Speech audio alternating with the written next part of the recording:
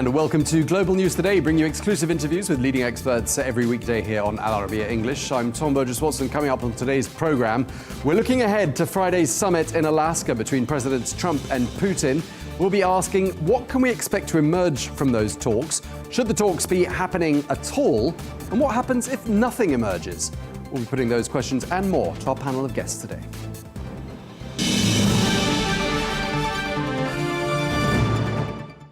Hello and welcome. An online summit between the US President Donald Trump, the Ukrainian President Volodymyr Zelenskyy, and European leaders has been held today. These talks come ahead of a planned summit between Presidents Donald Trump and Vladimir Putin on Friday. Well, the Ukrainian leader is not expected at that meeting in Alaska, raising concerns that Kyiv could be pressured into an unfavorable agreement, one which could result in Ukraine making territorial concessions to Russia. Well, let's get more now. We can speak to John Kavulich, who is the senior editor at Issue Insight. He joins us now from New York. John, thank you very much indeed for talking to us. Let me just start by asking you this. Do you think those talks in Anchorage, Alaska, should be happening right now? Or do you think, as some suggest, this all looks a little bit hasty? You're going to find constituencies that believe both to be true. President Trump, rightly or wrongly, believes that he and the United States have a role to play, and he feels that this is the moment to do it. From his perspective, he's on a political role in terms of international issues that his administration has tackled and what he believes successfully. So it makes sense for him. Now, you look to Europe, you look to the European Union, you look to the government of Ukraine, you looked at some of the countries that support Ukraine, and they're going to, they have the fear that President Trump is going to negotiate something that they don't want.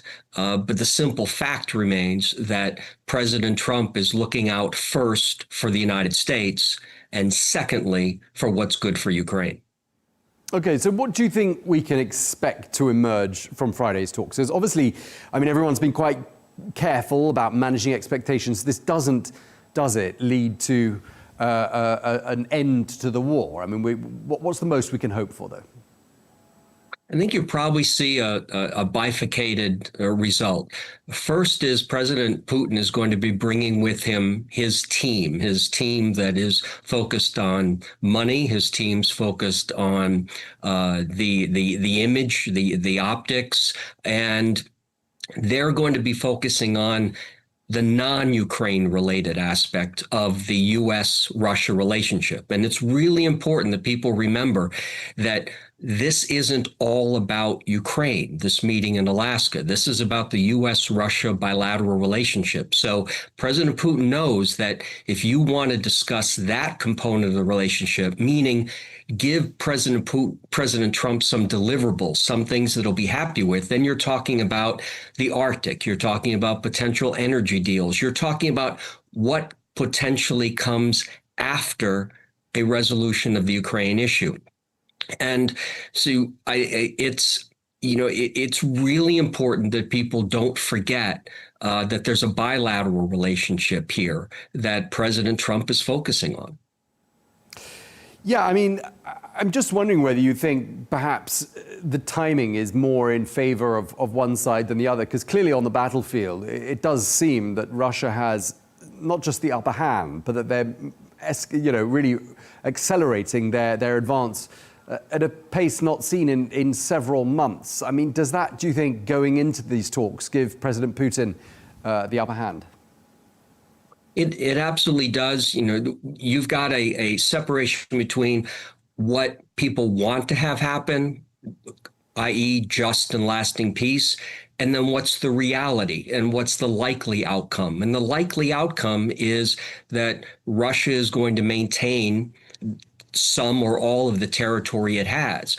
What is likely is that Ukraine is going to have to, at some point, look at the Luhansk and Donetsk oblasts and say, okay, if Russia controls 70% of them or 80% of them, then maybe we just move the lines of those oblasts and we shrink them, and then Russia gets to say it controls all of these newly defined oblasts, and we move on. And that's one of the really painful parts of this, is that President Zelenskyy and members of the European Union, are saying, hey, President Trump, don't give away the ship, don't give away everything. But President Trump looks at this and, the virtual summit, the virtual discussion that he's having today, whenever he hears these European Union leaders talking, immediately he's processing, how much are these people spending on their defense? And what's the trade imbalance with the United States? And so that's how he sort of cuts in and cuts off when he hears these individuals telling him what he should be doing vis-a-vis Ukraine. So he just wants to get to the next phase and then move on from there. And the next phase for him is, if he can get a ceasefire or anything that can be perceived as a ceasefire in any way, shape, or form, then he goes back to, well, that's what I originally wanted, so now I've done what I said I'm going to do. And if Europe wants to spend 50, 60, 70 billion dollars a year for the next unknown years fighting Russia, then be my guest. You can purchase what you want from the United States, but U.S. taxpayers aren't going to be involved, and we're going to try to move on. And the danger for Ukraine, the danger for the European Union, is that President Putin comes to Alaska, which with some really compelling opportunities, and President Trump says, we can take some of these opportunities and engage now, while the Ukraine-Russia war is going on. And so that's why everyone needs to be realistic and separate and maybe move closer to what they want and what is likely, because President Trump is more on the what is likely side than what is maybe just in the last.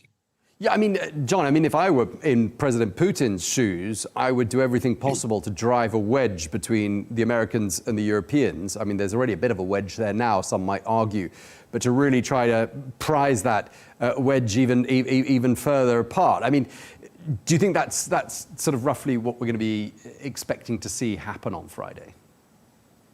There'll be a lot of smiling faces and unknown how long the discussions are going to go for, and then how the discussions are framed is going to be important in terms of the optics.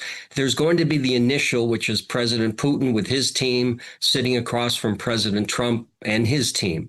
And then you're going to go to the bilateral, President Trump and President Putin with their translators. Now, President Putin does speak English, so President Putin potentially could say to President Trump, hey, let just the two of us go and talk. More likely, though, there'll be the two translators. And how long each of those last is going to be very telling in terms of what the outcomes are. And basically, the longer they talk, the more concerned the European Union and Ukraine should be. The less time that they all spend together generally would present that there really wasn't a lot to discuss, and President Putin didn't make a lot of changes to what he wants. President Trump didn't make changes to what he wants. So they've met, they've done the handshake, everyone's taken photographs, and then they move on.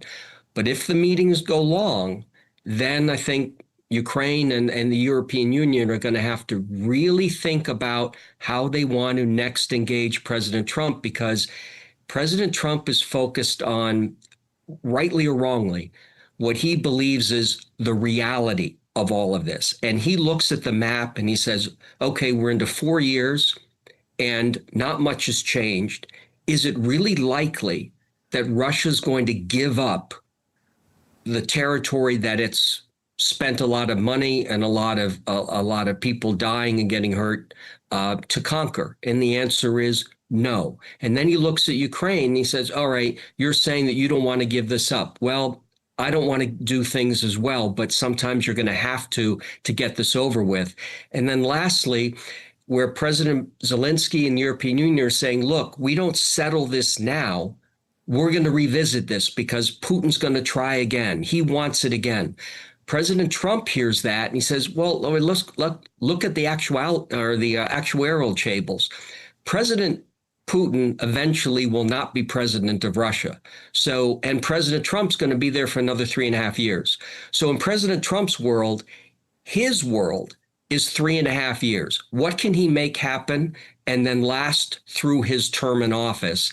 And those are very, very different outcomes than what Ukraine and the European Union and NATO want versus what President Trump wants.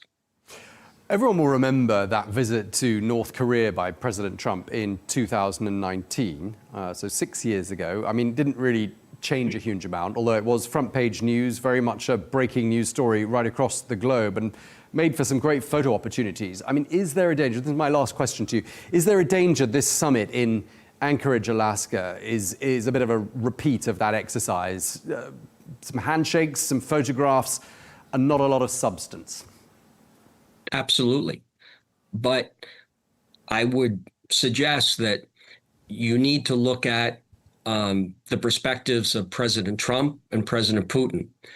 If that's all that happens, they agree to continue to disagree. President Trump comes back, and as Secretary of the Treasury Bassett has suggested that there could be, new sanctions placed on Russia if Russia doesn't do anything. But let's say Russia just doesn't agree to make any changes, and there's no softening of the distance between what President Putin viscerally in his heart wants, which is all of Ukraine, and what we all know the Russian Federation, the armed forces of the Russian Federation has the capacity to do, which is they do not have the capacity to take Ukraine territorially. So President Putin has limitations. President Trump has limitations, but President Trump's how he values this meeting is much less so than how President Zelenskyy and the European Union and members of NATO do, because President Trump is a performer. He looks at everything from a production value and from an optics value. And for him, if all that happens is another Kim Jong-il with North Korea, then he's okay with that for the moment, because in his mind, he's doing, and this is like a broken record, he's doing what Joe Biden didn't do. Joe Biden kept arming Ukraine, kept the war going, and President Trump in 7 months has just tried to stop the war. So in his mind, he's able to say, I'm doing what Joe Biden didn't do. I'm doing what Obama didn't do in 2000, and Bush and then Obama didn't do in the pre-war to where we are now. So he's going to come back, and in his mind, I tried, and you can't blame me for not trying. All right, well, we're going to leave it there. Thank you very much. Really appreciate you taking the time to speak to us. John Kavulich, Senior Editor at Issue Insight. Thanks for your time. Thank you, sir.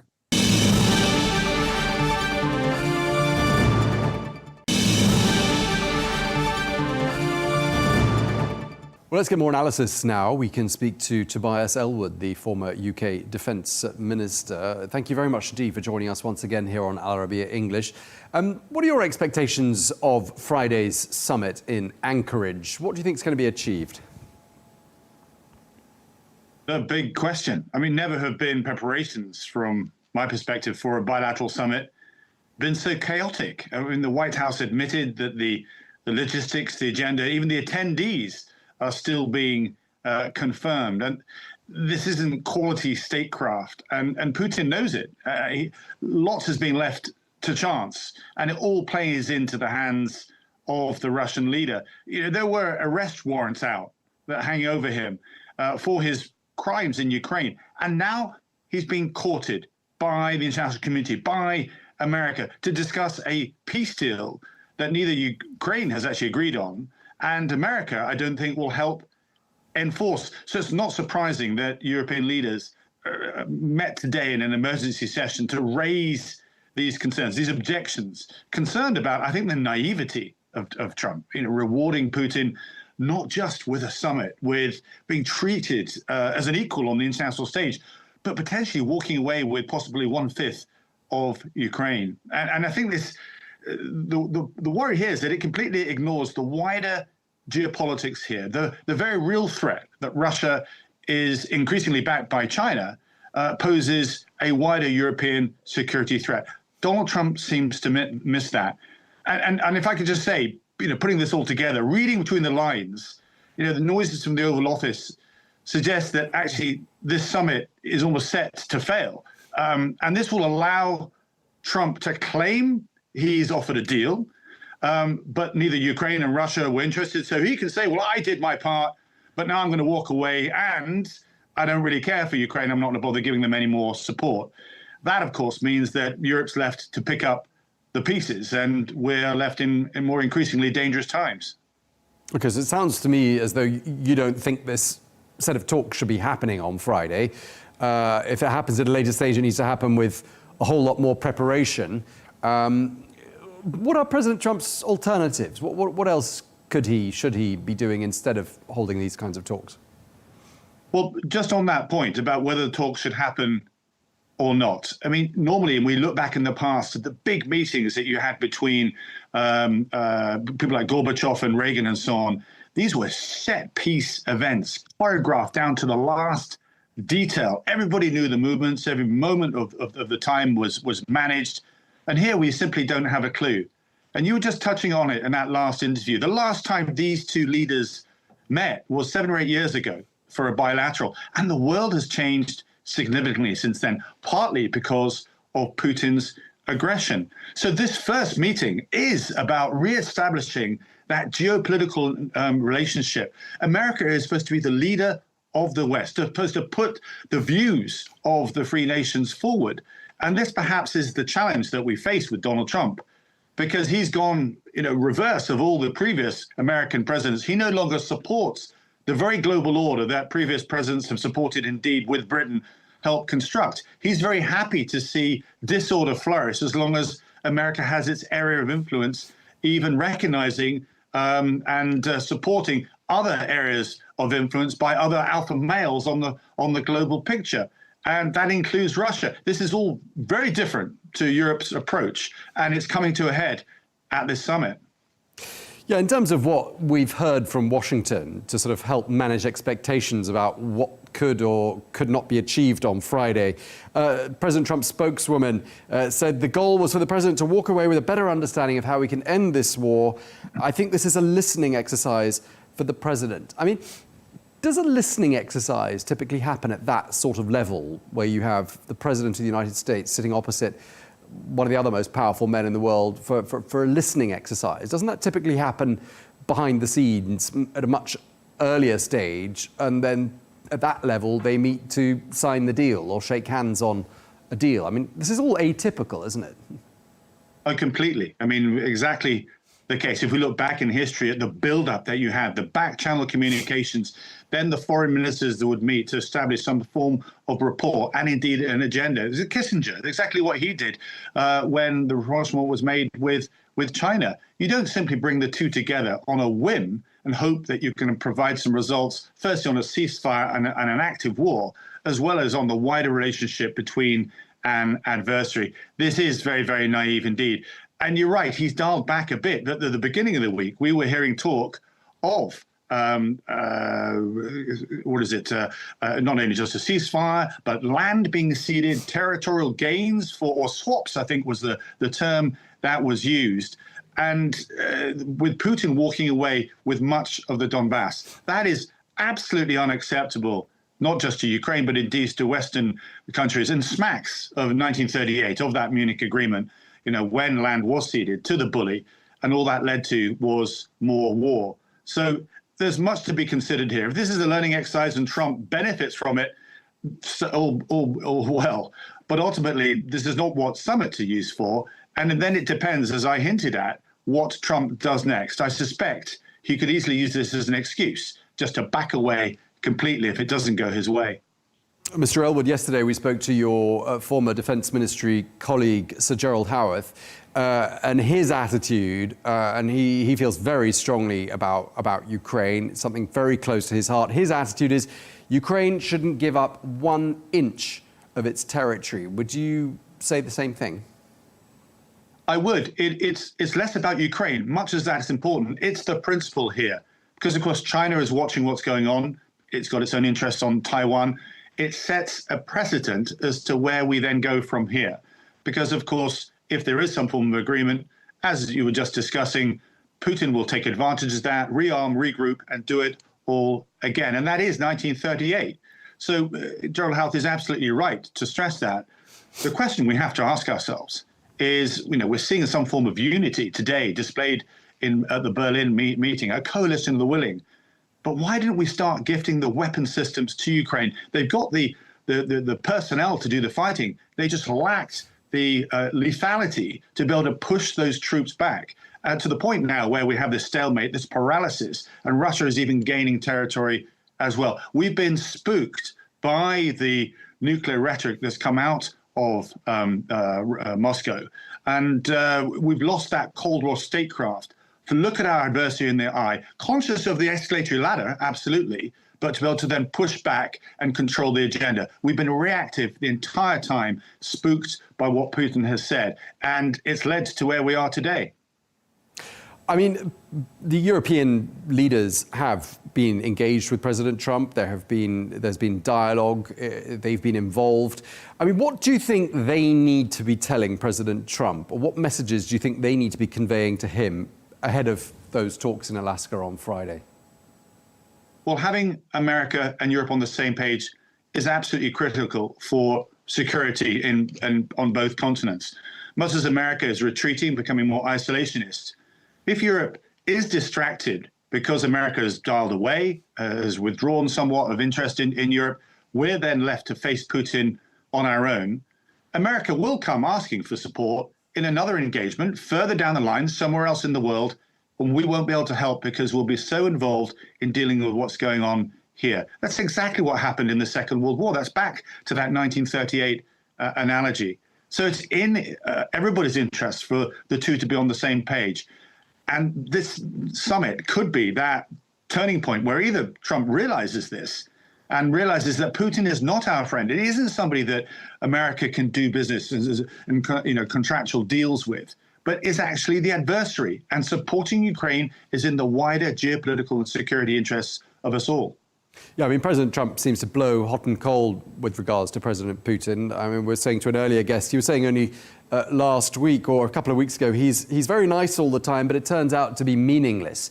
I mean, supposing Friday in Anchorage turns out in President Trump's mind to be meaningless, could we see him really lose his temper here and up the ante? Is that a scenario you envisage? Where I see it rolling out at the moment is unless Donald Trump does have that penny dropping and realizing that supporting Europe and the European agenda is the obvious direction of challenge, the logical direction to go. Unfortunately, I actually see Trump choosing the more isolationist approach, retreating away, simply saying, I've had enough. I've done my piece. I tried to end this, but those around me didn't want to play ball. So I'm backing out completely. Less interested in, I say, in that global order, more concerned about America and America's sphere of influence, which is why he's interested in Canada and Greenland and Panama. What goes on in Ukraine and Europe, well, that's somebody else's problem. I've got China to deal with longer term, but ultimately, that's the lay of the land. That's the new global disorder, and I'm content with it. I'm no longer going to assume the role of previous American presidents and try and rally international support to support the very fragile global order that we see today. So this could be, on a wider scale, a recognition of just how dangerous our world's becoming. All right, well, we really appreciate you taking the time to speak to us. Tobias Ellwood, former UK Defence Minister. Thank you, sir, for your time.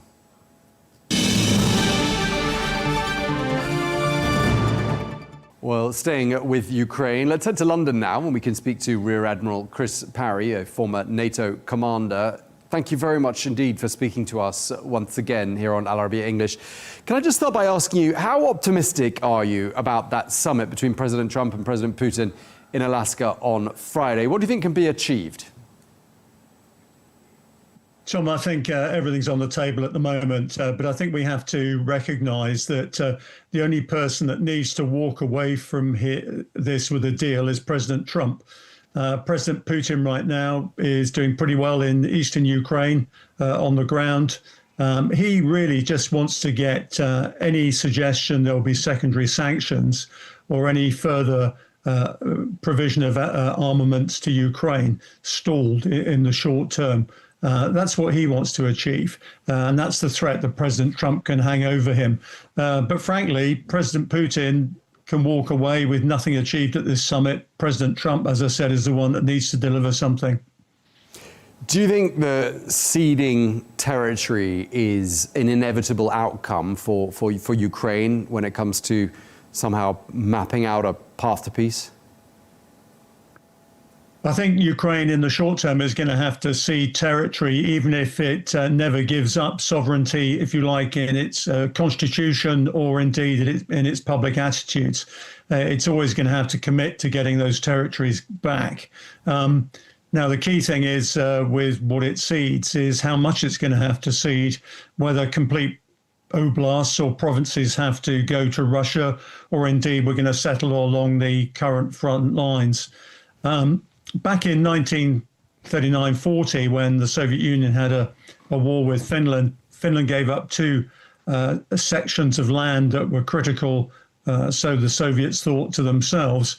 But the Soviets also imposed neutrality on the Finns as well. So I think it's not just going to be a question of territory, it's going to be a question of the extent to which President Putin can demilitarize Ukraine and also prevent it from joining NATO or indeed the European Union. It's not just about territory. And what do you think European allies make of these talks? So do you think there's a sense that this is all a bit hasty? Perhaps these talks shouldn't be being held right now, not least because Russia seems to have very conclusively the upper hand on the battlefield right now. Yeah. Well, at least they're talking. That's the main thing. President Trump has, frankly, got President Putin to the table, and that's a good sign. The problem for Europeans right now is that Ukraine's security really is wrapped up in their security as well. And currently, they are complete impotent bystanders. So whatever's achieved between Russia, America, and possibly Ukraine is also not going to take into account really what the Europeans want. They don't have a big vote in this. But of course, whatever happens to Ukraine, as I said, has real implications for the rest of the security in Europe, because once an agreement is reached in Ukraine, that releases nearly 1 million troops to do with what President Putin wants. And that may well be to put pressure on the Baltic, on Sweden and Finland for daring to join NATO. And he's also got, we shouldn't forget, the fact that he's spending 16.4% of his GDP on building up weapons that are clearly not just for use in Ukraine. What happens if President Trump walks away Friday empty-handed, no sign of a ceasefire, no pathway to a ceasefire?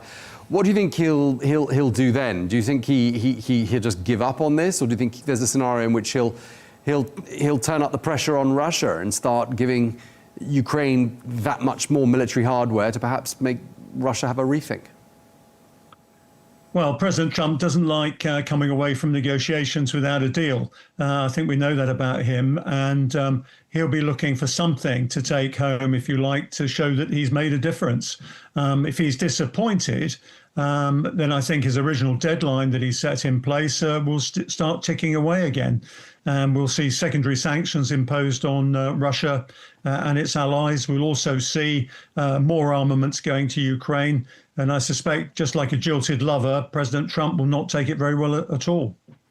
He hasn't managed to obtain a single concession yet, has he, from the Russian side? And yet he appears to have at least toyed with the idea of making various concessions on Ukraine's behalf. I mean, have you identified one single concession that the Russians have made these last 7 months? No, and they don't need to. They've been under no pressure to do that. They also know that time is on their side. They have the mass. They know Ukraine can't continue fighting this war in human or material terms forever. And they're also occupying over a fifth of Ukrainian territory. I've always said from day one of this war that the Russian agenda is to actually control the whole of the bottom third of Ukraine. That includes Odessa and probably Moldova as well next door, so they can cut Ukraine off from the Black Sea and basically take over most of its industrial and agricultural heartlands. That will enable Russia to dominate the world supply in some vital commodities. We've got to understand, I think, that while he's moving forward, there's very little incentive for President Putin to come to any sort of terms at all. And he'll use the occasion to basically put pressure on war-weary Europeans and Ukrainians to stop the war on conditions that are favorable to Russia and not to Europe, I would suggest. And if he does that, I mean, clearly Russia's not going to stop there. I mean, a lot of the commentators we've spoken to have harked back to speeches made by President Putin in not so very many years ago, in which he talked about, nostalgia for the Soviet Union, reconstructing the Soviet Union. I mean, he's not going to stop at Ukraine, is he? Well, that's right. But of course, as soon as he goes anywhere else, he comes up against NATO and the collective agreement around Article 5, which means an attack on one is an attack on all. That's a different prospect altogether. And as long as the Americans stay in, Europe and America together within NATO are more than a match to deter and possibly defeat Russia if they try any incursions into NATO territory.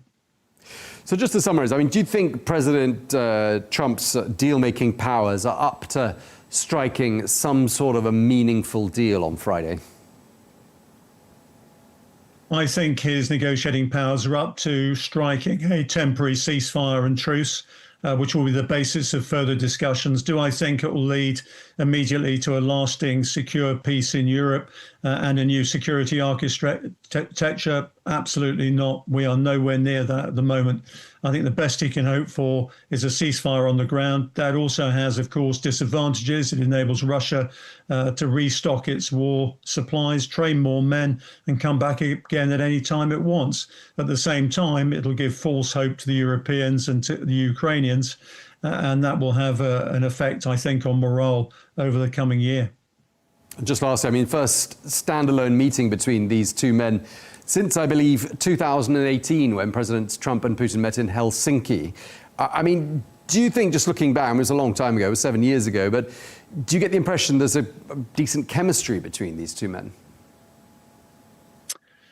I think you're right, Tom. I think 7 years ago there probably was. I don't think there is now. And we've got two rutting stags here. Only one of them can really win. And I think that's what we're going to see both on Friday and in subsequent weeks. This is a winner-takes-all sort of contest, and I don't see compromise being the order of the day, to tell you the truth. President Trump needs to walk away with something that is really tangible. President Putin needs to walk away with something he can go to Russia and say, look, I said I was going to deal with Ukraine, and I've dealt with it. OK, well, we really appreciate you taking the time to speak to us. Rear Admiral Chris Parry, former NATO commander, thank you very much indeed for your time, sir.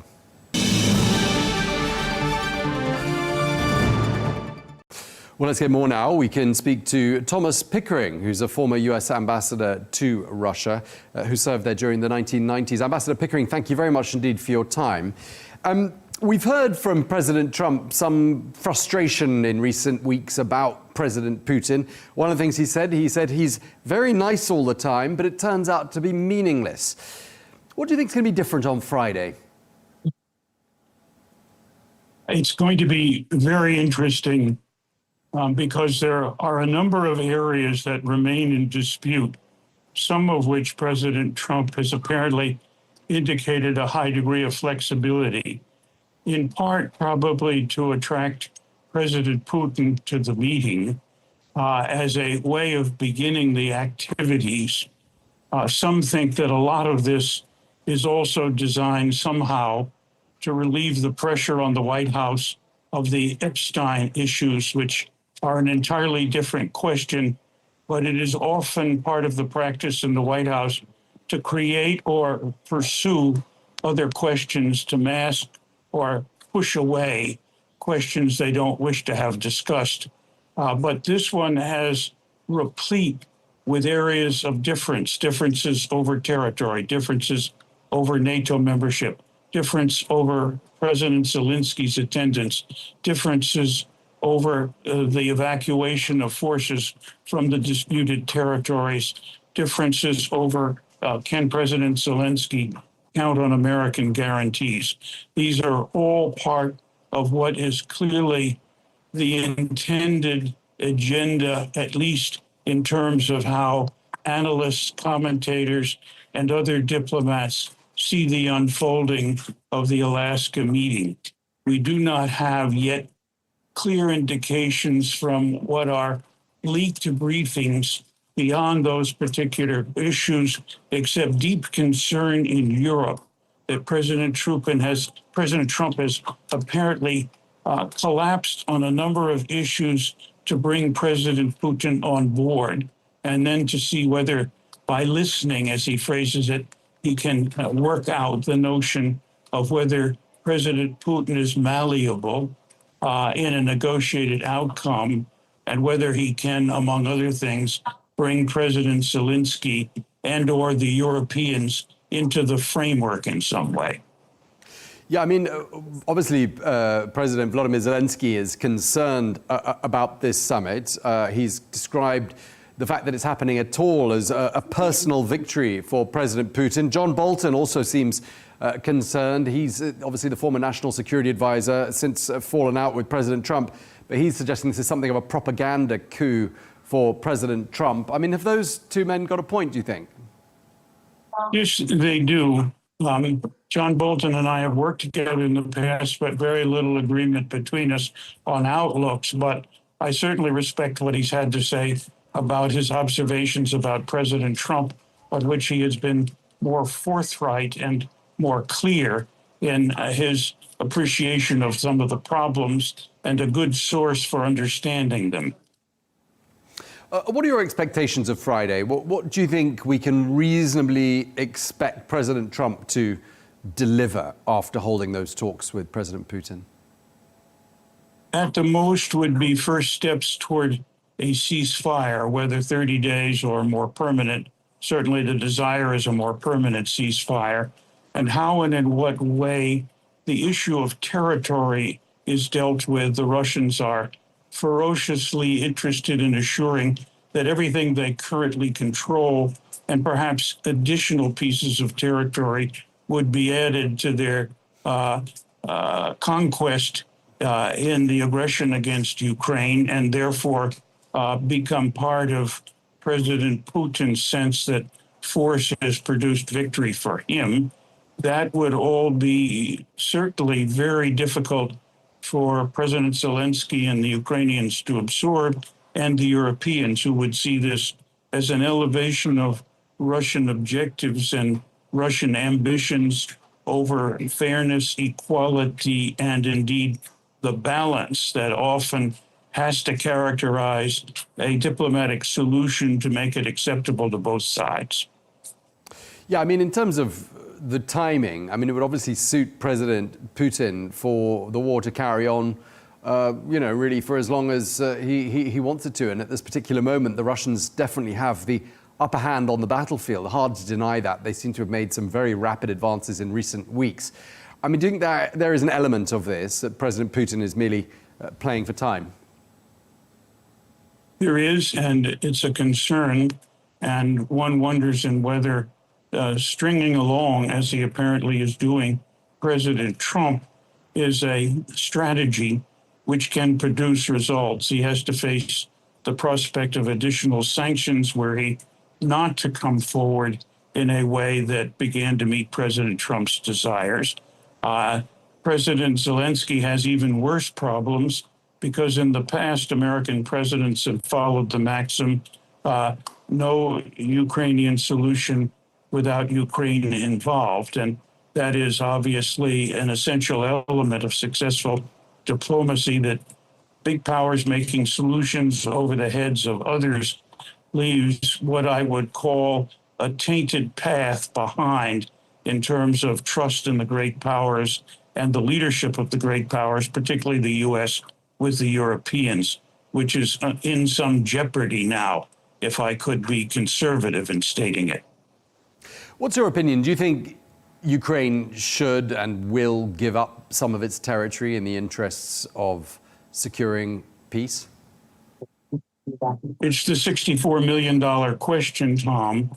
It appears as if President Trump is apparently accounting on his influence to be able to leverage something along those lines in an apparent sense that territorial resolution between the two sides, with neither side getting their whole ambition, if we could put it this way, in territorial terms, is kind of the growing template, if we could call it that, of a solution among many observers of the problem.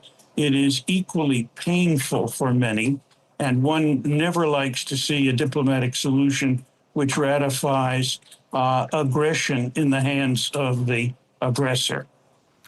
Let's imagine a scenario in which nothing is achieved in Anchorage, Alaska on Friday. It turns out to be a bit like the North Korea photo opportunity and nothing much beyond that. Is that scenario politically dangerous for President Trump, do you think? Is this risky? I think that any scenario that risks the possibility of say, midterm electoral change in the composition of the Senate and House in the United States is something that Trump cannot wish to see aided and abetted by his actions in Alaska. And that's only the first. Obviously, he faces a question, as do a number of the contenders on the international scene, including Prime Minister Netanyahu and President Putin, that the loss of office might lead to greater difficulties, including arrest, imprisonment, and so on, for things that have happened in the past, for which they are now protected by being holders of high office. And if these talks yield no results, I mean, do you see a scenario in which President Trump says, right, well, we've done our best, now we're going to up the ante, and suddenly starts giving Ukraine even more aid than perhaps they were receiving before and helping them to win this war? Could that be a scenario? It could be a scenario, but it risks what we would all look at as a kind of recreation of Munich in terms of 1939 and Neville Chamberlain and the political disadvantages he suffered personally and beyond politically as a result of that kind of behavior. So the collapse, if I could put it this way, of an effort to bring about a successful peace, ceasefire, and territorial settlement, a very big bite to chew on, to say nothing of the other ancillary issues, is not something that either President Trump or, I think, President Putin could wish for. And the big uncertainty of Alaska is, can they work out a solution? And can they work out a solution that, quote, that passes muster in terms of the political, security, economic circumstances of how and in what way that solution is widely received among many people who are concerned and affected by it, but not part of its negotiation. Okay, well, we're going to leave it there. Thank you very much indeed for your time. Really appreciate it. Thomas Pickering, former US ambassador to Russia. Thank you, Tom. A delight to be with you. Thank you.